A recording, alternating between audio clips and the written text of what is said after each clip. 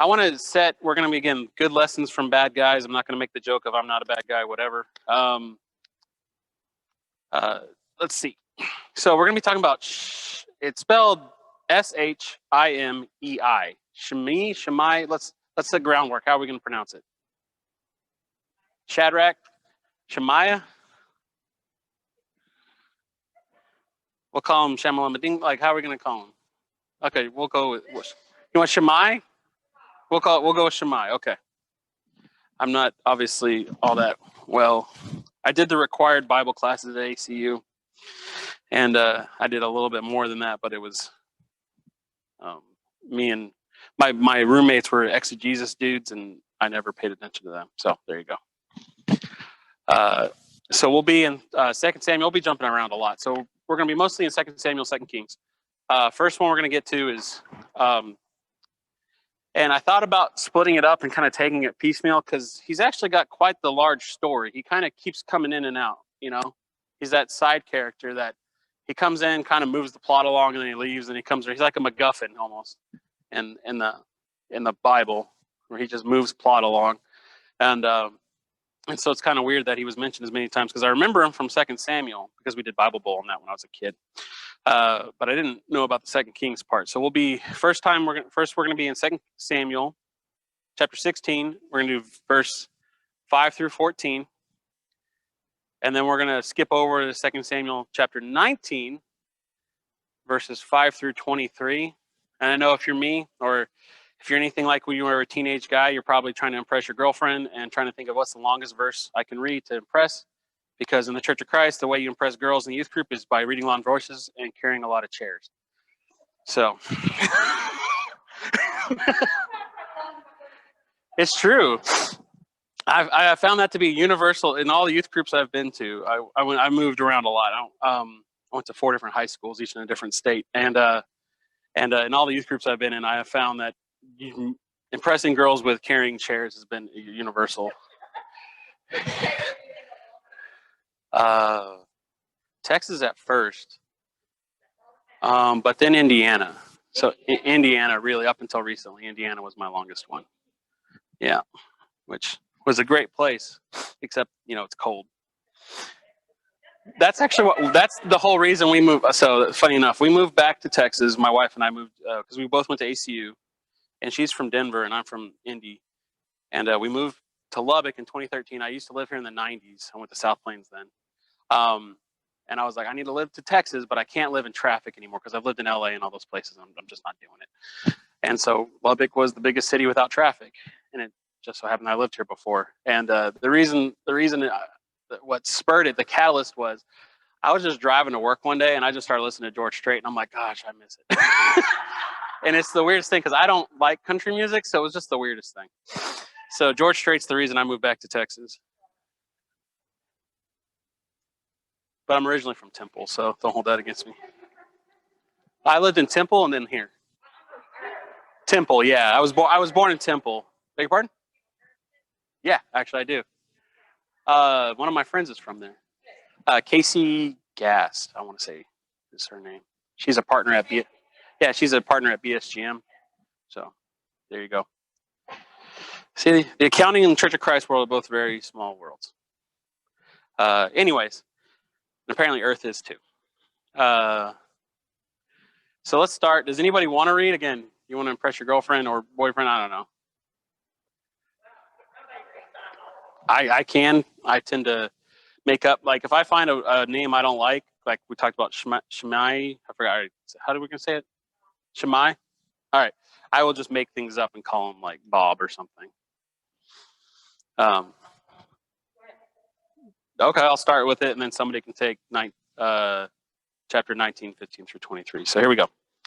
As King David approached, you see, we're going to start off at a bad start. Bahurim, a man from the same clan as Saul's family, came out from there. His name was Shimei, son of Gera, and he cursed as he came out. He pelted David and all the king's officials with stones, though all the troops and the special guard were on David's right and left. As he cursed, Shimei said, get out, you murderer, you scoundrel. The Lord has repaid you for all the blood you shed in the household of Saul, in whose place you have reigned. The Lord has given the kingdom into the hands of your son Absalom. So we've got some background already. You have come to ruin because you are a murderer. Then Abishai, son of Zeruiah, said to the king, should this dead dog curse? Why should this dead dog curse my lord the king? Let me go over there and cut his head off. That's quite the point. But the king said, what does this have to do with you, you sons of Zeruiah? If he is cursing because the Lord said to him, curse David, who can ask, why do you do this? David then said to Abishai and all his officials, my son, my own flesh and blood, is trying to kill me. How much more than this Benjamite? Leave him alone. Let him curse, for the Lord has told him to. It may be that the Lord will look upon my misery and restore to me his covenant blessing instead of his curse today. So David and his men continued along the road, while Shimei was going along the hillside opposite him, cursing as he went and throwing stones at him and showering him with dirt. The king and all the people with him arrived at their destination exhausted, and there he refreshed himself. I was like, the guy's got an arm if he can hit him from the other side of the hill. But anyways, all right, so if somebody wants to pick up chapter 19 and then 15 through 23.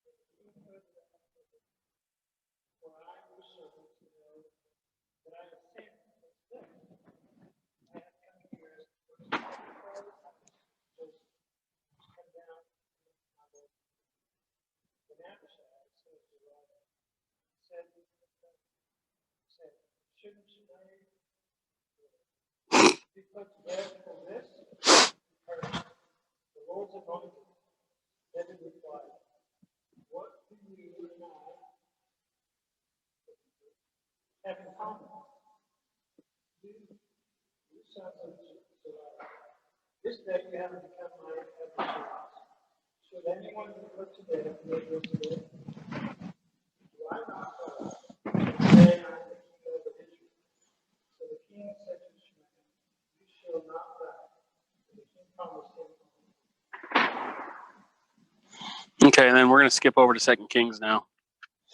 So the main question we're going to be talking about today, not main, but one of the questions I like to put out there right now is, have you ever said something you wish you could almost immediately take back? I probably have said 3 things already today, last 5 minutes. So let's skip over to 2 Kings chapter 2, verse 8. So again, we got this background. Absalom, what do we know about David? He's fleeing Jerusalem because Absalom's trying to kill him, his son, right? David's used to fleeing, I think, from people trying to kill him. Why is David doing this? We know because Absalom's trying to kill him, but what was the reason behind it? What was the catalyst that caused this? Just so, right? What did? Because this was prophesied earlier by Nathan. I think it was Nathan. Because David did what? It's very famous. No, it wasn't. It wasn't the census. It was something. It was with the girls. It was Uriah the Hittite. It was sending Uriah the Hittite today to take Bathsheba because he saw her on a rooftop taking a shower. And so Nathan, or was it Nathan? Anyways, the prophet, was it Nathan? Okay. Nathan comes back and says, this son is going to die. And also, the sword will never be removed from your house, and you're about to have a time of great suffering. So this is the sword not being from inside your house, you're going to have a problem. So this is that coming to fruition. And David's always been pretty good at looking in the past and saying, yeah, this is why I'm going through this right now. Just like when his firstborn with Bathsheba was going through the issues, and he was just sitting around there with sackcloth and ashes and, hoping the Lord would take it away from him. So we've got that background. So that's why he's fleeing. And then Shimei is throwing rocks at him.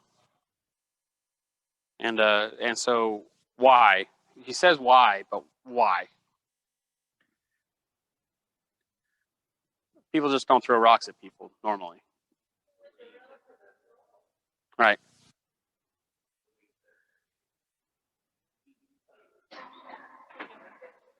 And he talks specifically about the bloodshed that he had to encounter, right? The Saul's bloodshed is what the bloodshed from the family of Saul. What bloodshed is he talking about? Who do we know that has passed away in Saul's lineage, aside from just Saul, right? Saul obviously has died. His son Jonathan, that's one of his sons. His other son died too. I forgot how it's Abishai or something like that. Iram Abishai, I think is his name. And so so he's basically coming down and throwing rocks by himself the first time, throwing rocks at David, who's still technically king. And basically angry, said, I'm just going to, reminds me of like Lou Piniella. Do you know who Lou Piniella is? The old baseball manager. The guy who used to really get good at like throwing stuff at umps. I think he was the one that picked up a base and actually threw it. Then there was the one, anyways, I love baseball, and so the antics make me laugh. And so it kind of reminds me of that, just being so mad that you just got to throw something. And he just decided to throw dirt and rocks, which is random to me, at David for this perceived bloodshed. And what we know, so we know the Bible. We know kind of, we've got, 20/20 vision, not literally. We got hindsight here. Was David the cause of all that? Of any of that bloodshed? Yeah. No, I mean, even you could say God, but did David was David a part of any of that happened to Saul's family? And the answer is no. Both Jonathan and Saul died in the battlefield. In fact, David wasn't there because Saul had been chasing him. In fact, there was a time when David could have killed Saul when he was going to the bathroom or relieving himself, and he didn't. So Shimei really doesn't have a leg to stand on here, does he? He's making all these false accusations. Now, you could say, okay, well, maybe he's mad that he is no longer in line for the throne. But I mean, I don't think that's the point we're trying to get at. I think really what it is, I think he saw all this bloodshed going on in the family line, because not only does Saul die, his other son dies, Jonathan dies, a lot of people die connected to David, but David has nothing to do with, right? It's not like a Al Capone hit where he actually directs them to go do it. They just do it. And I think there is one example in the Bible where somebody goes and kills somebody related to Saul, comes back, brags about it, and then David kills that guy for bragging about it, because he thought he was going to get some type of a boon. And so we've got this guy under false pretenses, doesn't know what's going on. And I think this really directly correlates to today anyway, just with social media and the internet and how easy it is to get confirmation bias. And he's just going to go throw stones at somebody. And I don't know if this is where glass houses and stones come from, but he's just going to go throw stones. So he does it. Then what happens?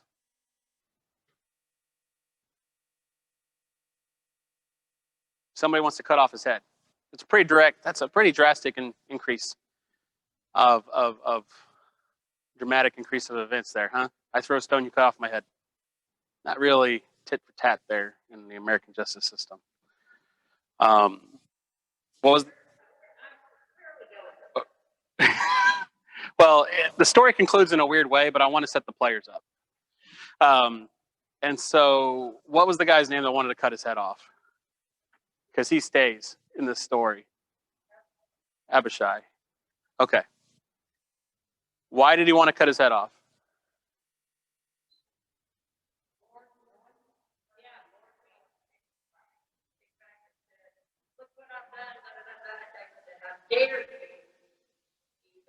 So here's a fun context. In the old law, it actually says you don't do that, right? It's not that he's the king; it's that he's the Lord's anointed. One makes him the king, but it's not being the king; it's being the Lord's anointed. Does that make sense? So David was, and I don't know if this would be the same for Solomon or any of the people come later, because they're the king, but he is directly a Lord's anointed. The Old Testament, or the law, I should say, doesn't specify the punishment for such an act. It just says it's bad. It's wrong. So he gets this righteous anger that we talked about a few weeks ago, and he's going to want to cut his head off. And David says, "What?" I like to summarize stories into 2020 lingo.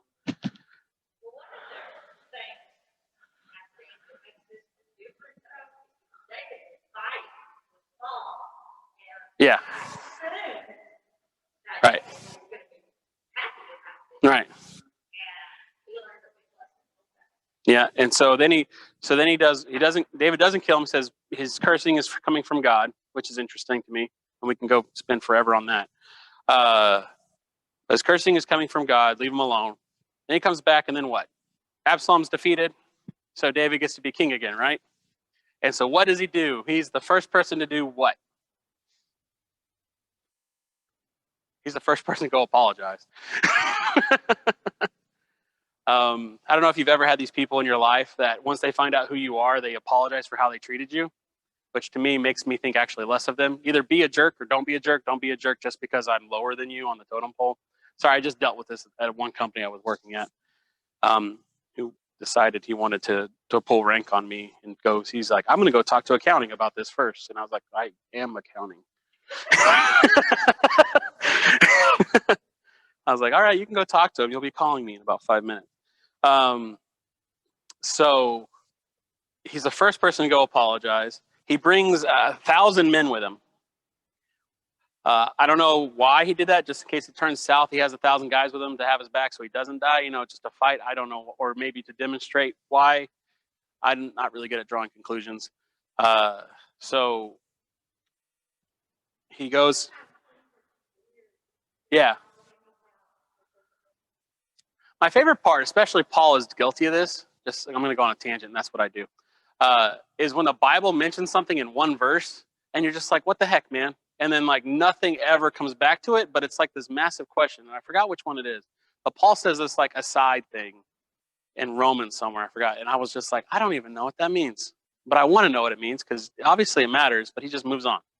And I feel like that's kind of why they do. They mention something, and you're like, it probably meant something back then, but I don't know why, and I'd love to have the context because context defines meaning.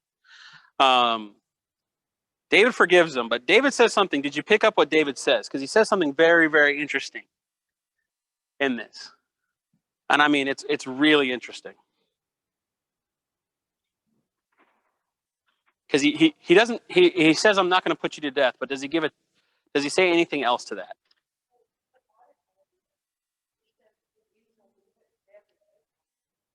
Well, I think it's because it's a coronation, almost like a year of Jubilee. Like it's a time of great celebration because I don't know. There's a ton of TV shows. I'm not going to. Yeah, but does he give a?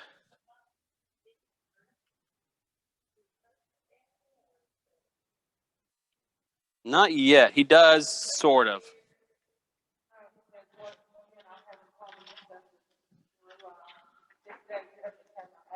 Yeah, he's. Even though Shimei was the one that rewrote that and all of that, because of this one that came and said, hey, let's just kill people then. They were the ones that actually got the punishment.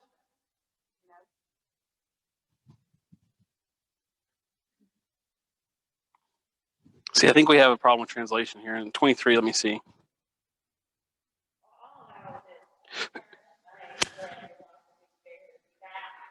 Yeah.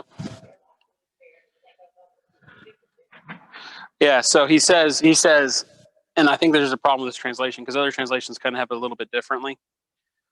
I have NIV, obviously, because that's just what we have. It says, don't you know that I'm king? Today, so the king said to Shimei, you shall not die.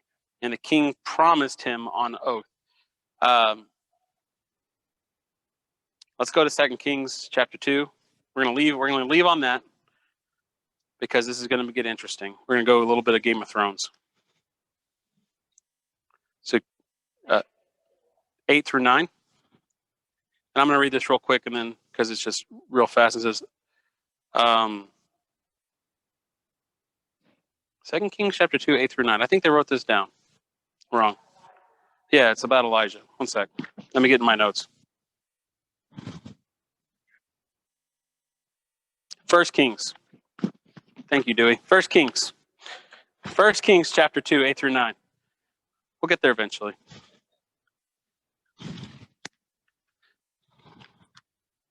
I print stuff out and then I don't look to see if it's right because then I just read it off of whatever.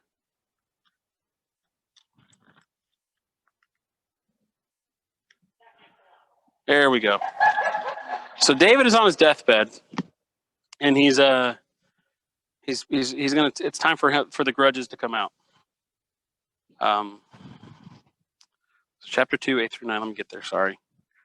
So he's talking to Solomon on his deathbed. Solomon's about to become king after David dies. It says, "And remember, you have with you Shimei, son of Gera. He's back, the Benjamite from Boston, who called down bitter curses on me the day I went to Mahanaim, or I'm going to say Manhattan. When he came down to meet me at the Jordan, I swore to him by the Lord, I will not put you to death by the sword." A little bit different than what we read before. "But now do not consider him innocent. You are a man of wisdom. You will know what to do to him. Bring his gray head down to the grave in blood." So, and this is where I wonder if the 2 Samuel one is a little bit different, because I think there was some nuance in 2 Samuel here, because David says, I will not put you to death by the sword. That doesn't necessarily mean somebody else is not going to. And that's what I think David's getting around his oath by saying, you're alive as long as I'm alive, basically. Almost like a dead man's trigger. Well,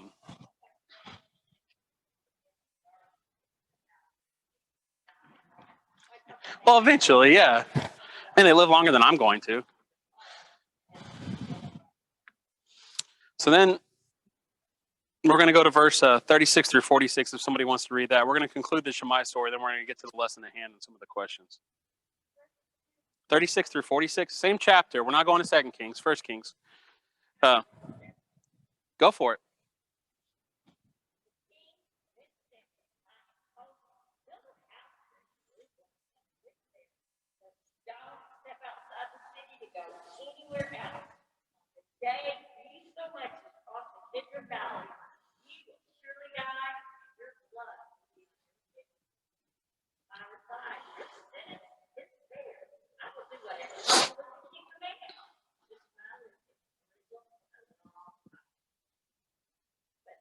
Later, my slaves ran away to the naked son of gas. Where they were, son was on the gas station, down in the Paul and Arjun, Gavin returned to the key to my man. Didn't I make fear of the Lord and more than anywhere else, and you would surely die, and you would fly. The sentence is fair, I will do it today. And why have you kept your oath? The Lord also said to the son in your own David, may the Lord now bring that people on your but may I, King Solomon, receive the Lord's blessings and many one of David's descendants also sit on this throne, present to the Lord. Then at the king's command, son of Jehoiada, took Shimei outside and killed him. So there were consequences for the consequences. Right. And it's like the definition of giving somebody enough rope to hang themselves, right? All he had to do was stay under house arrest for whatever. And it says he lived in Jerusalem for like a long time, but then it just says 3 years later. So I'm wondering, like, is 3 years a long time to y'all? So, I say, I lived in Albuquerque for 8 months, and that felt like a long time. Oh yeah. Here you go. I lived on the. Yeah, I went to Cibola High School. I was on the northwest side near Rio Rancho. Went to Rio. Yeah, I did not. Beg your pardon?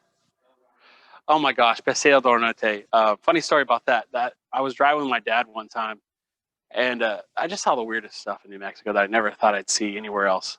And this is living like everywhere in the country. And I just saw a horse with a saddle, with no rider, riding like the other, running the other way down Paseo del Norte, bumper to bumper traffic. And I was just like, all right, well at least the horse is going somewhere. I got like you just. Well, that's the thing. You just stare at it and like, well, like I get the horse not having a rider, but on an interstate in a, you're like, I want to.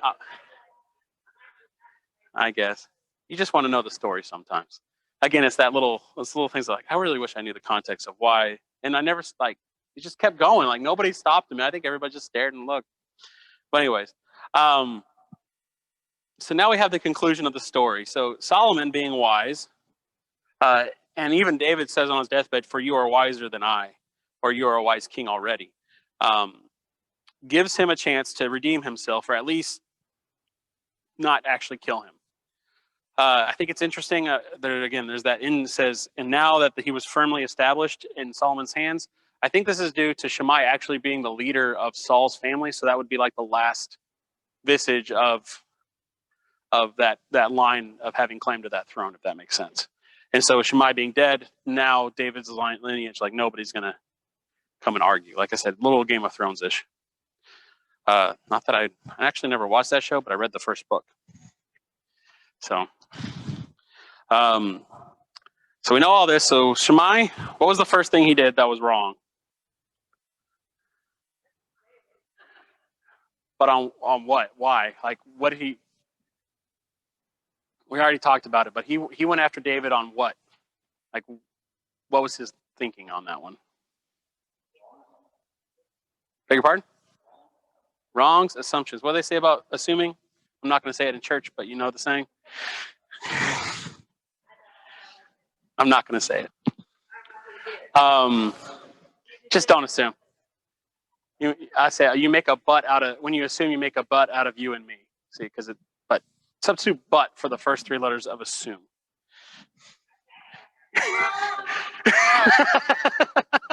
You make a donkey? I don't know.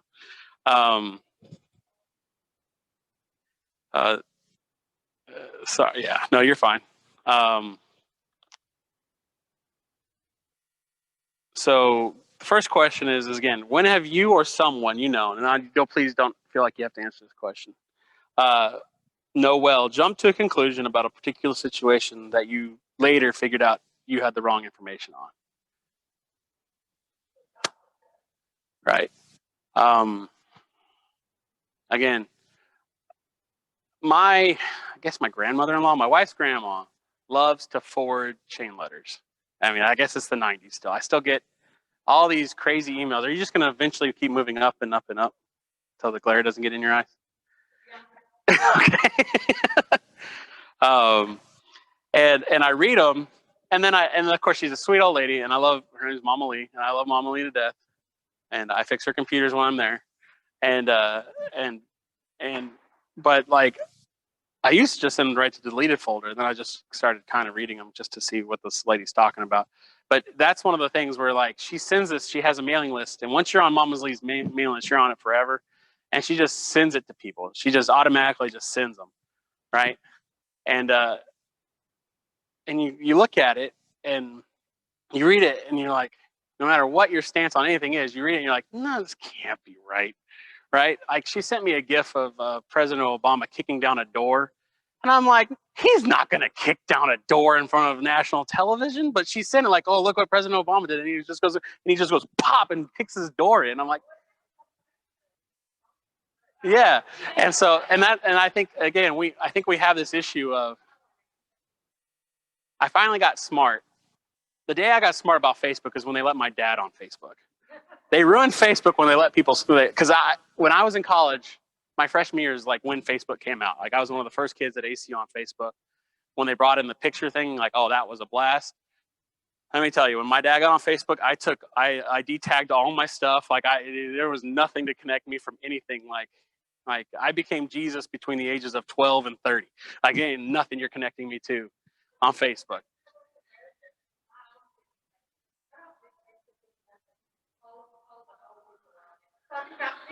Yeah.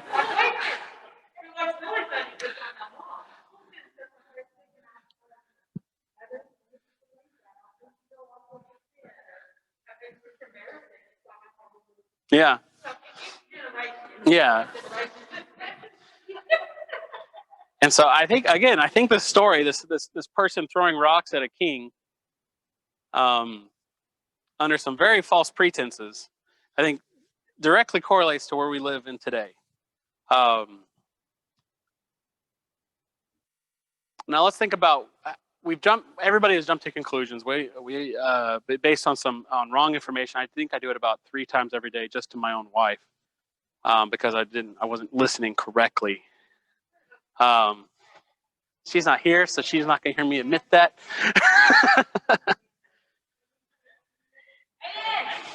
So the question is let's assume for a moment you had the correct information. Would that have changed the way you approach the situation?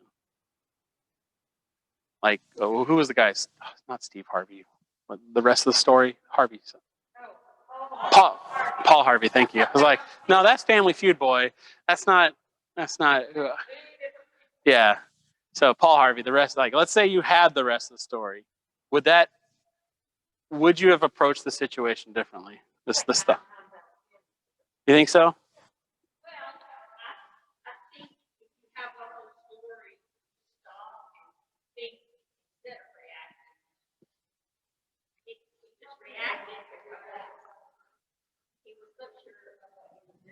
Right.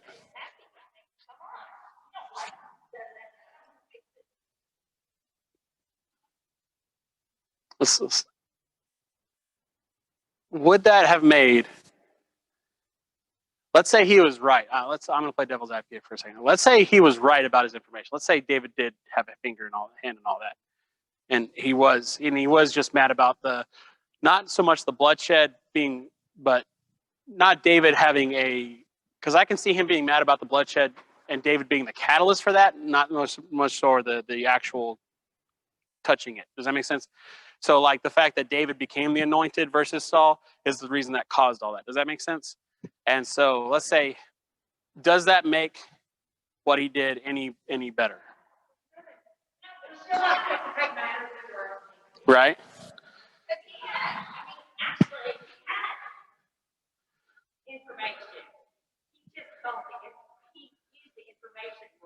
Right. What was his sin? It wasn't the throwing rocks. It was what?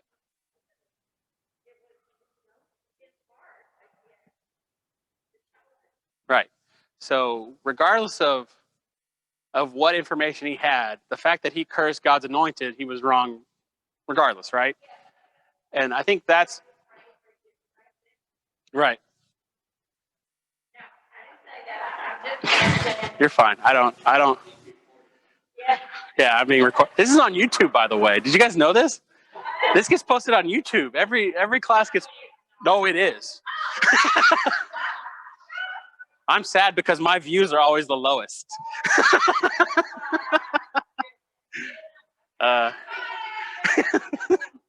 Yeah, this class just got a lot. We'll just stop taking attendance so nobody knows who said anything. So they say for like we have a stenographer for the record, blah blah blah said that. But I think that's one of my points is at the end of the day, I'll ask the question. I'll ask the question. Do Christians have a good rap right now? Do we have a good reputation? Is it earned?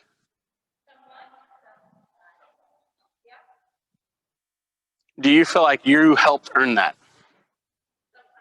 Sometimes? Okay. That's very honest. I was going to say no. No, but we do. Like the book mentions this specifically, and I agree with it, is we have a terrible reputation on Sundays after church at lunch places, don't we? And my mom is part of that. She's a sweet lady. I love her to death, obviously, but she sometimes can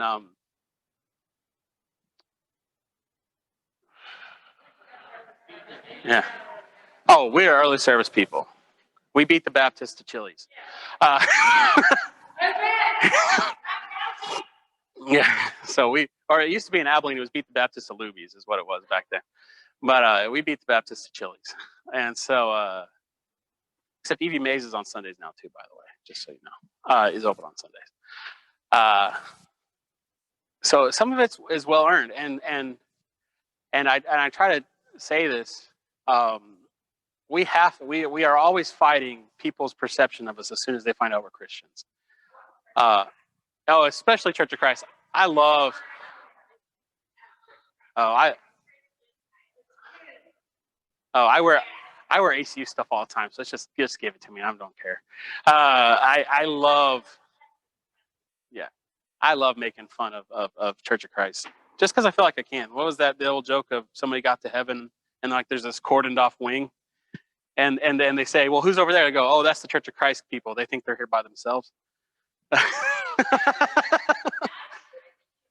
Yeah, no.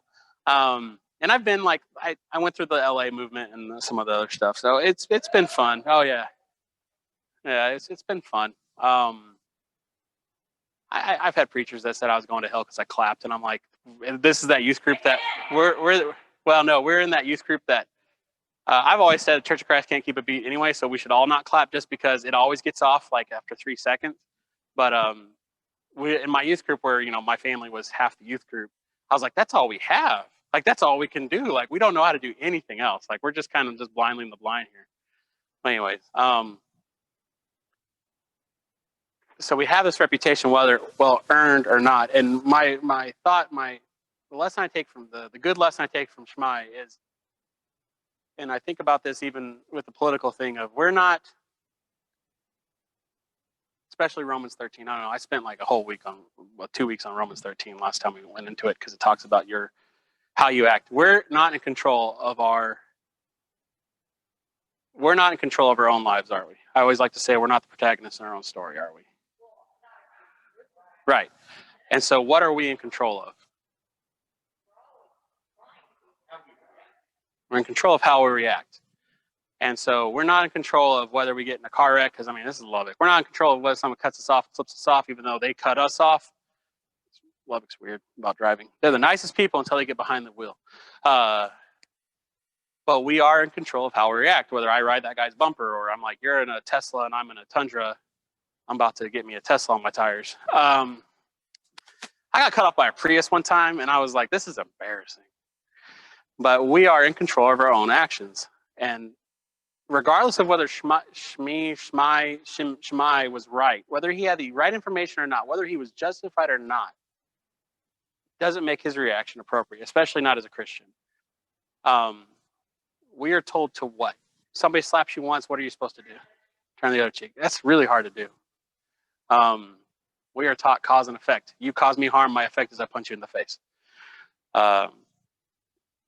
It's really hard to do these days, especially with social media and everybody being a keyboard warrior is what I call them. They're invincible behind that keyboard until they get swatted. Do you guys know what swatting is? No, swatting is somebody finds your IP address. IP address. Everybody has an IP address. Your internet provider, and they can trace it to where you live. And so what people will do is find out where you live, and they will call the SWAT team on you.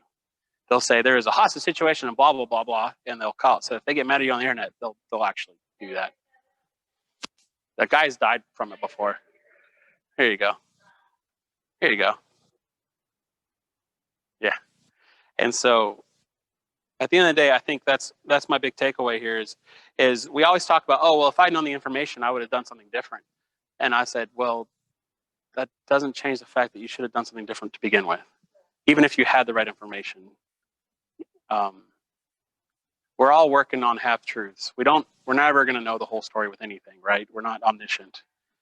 And so just But God gives us specific things that we should do regardless, right?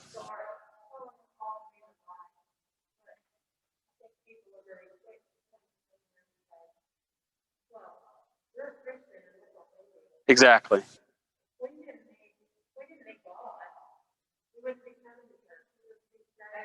Have,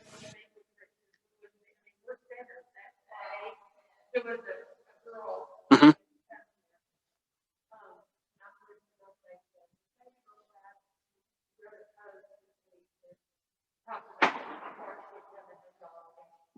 Whether it was God or a higher power.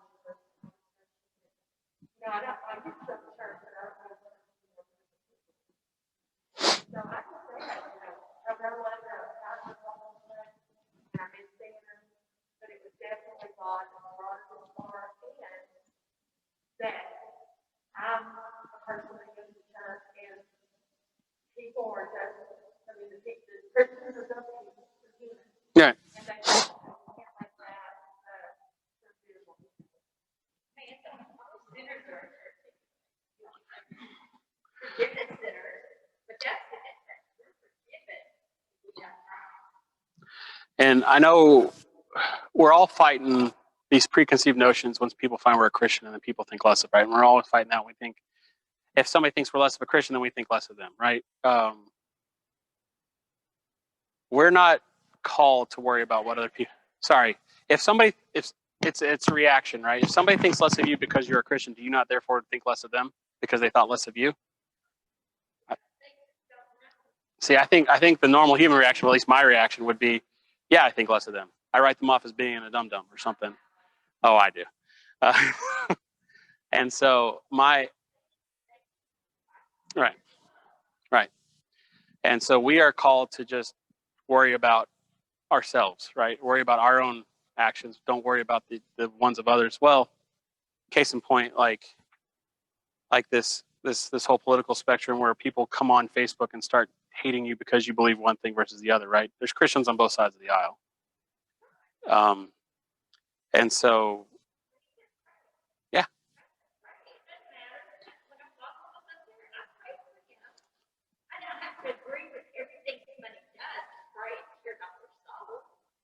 All right. So let me see. I try to come up with a challenge every week, give homework to people because it's fun. Because I don't do it either. This is. It's hard for me to come for a challenge with this one because the challenge is just be Jesus to people. That's the challenge. The challenge, and that's the challenge. Yeah. So here's my challenge. If you catch yourself doing it, try to catch yourself before you do it. I have a real problem with the buffer between my brain and my mouth. If you can't catch yourself, apologize immediately. Go ahead and eat crow or put ashes on your head or sackcloth or whatever you got to do and apologize immediately. Try it. We'll see what happens.